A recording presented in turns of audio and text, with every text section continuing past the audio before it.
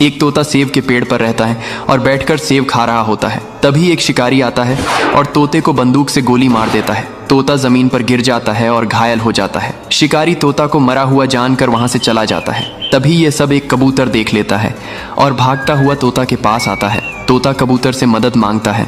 कबूतर तोता को उठाकर एक सुरक्षित जगह ले आता है और तोता के शरीर से बुलेट को निकालता है और दबा लगाकर पट्टी कर देता है। कुछ दिनों में तोता ठीक हो जाता है, लेकिन कबूतर रोने लगता है। फिर लाइक सब्सक्राइब